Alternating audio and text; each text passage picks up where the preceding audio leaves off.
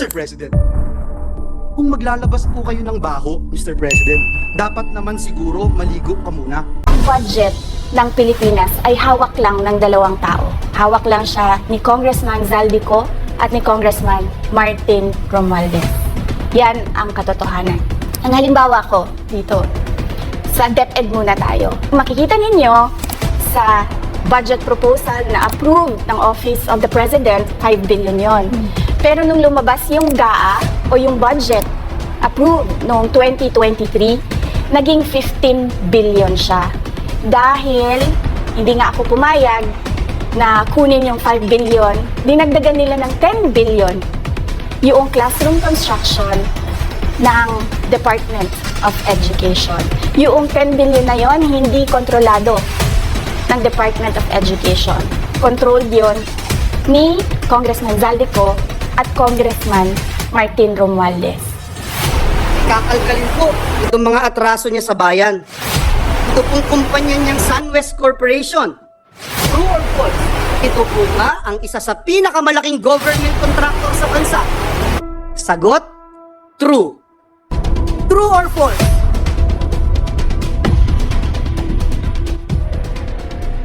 Ang korporasyon po ba niyang SunWest Corporation ay kasama dito sa kontrobersyal na Farmally case dito na inimbestigahan sa Senado na kasuhan ng Senado?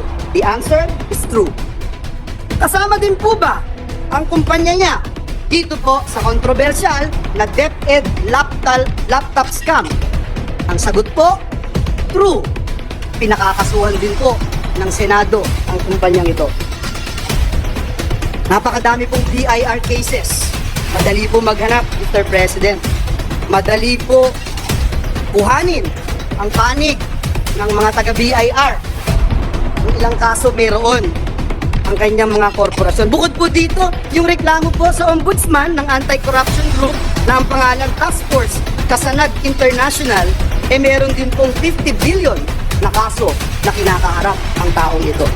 Mr. President, kung maglalabas po kayo ng baho, Mr. President, dapat naman siguro maligo ka muna. Ang masaklap po, Ginoong Pangulo, kabila po track record na ito ni Mr. Zaldico. Ang masaklap po, inappoint po siya ng Kamara de Representantes bilang tagapagbantay ng kaban ng bayan.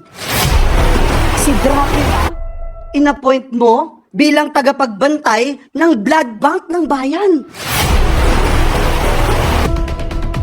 Wow, Mr. President. Kailan sa kasaysayan ng bayan natin nangyari ang ganitong pagkakataon na isang big-time contractor ang hahawak sa kaban ng bayan? Only in the Philippines, Mr. President.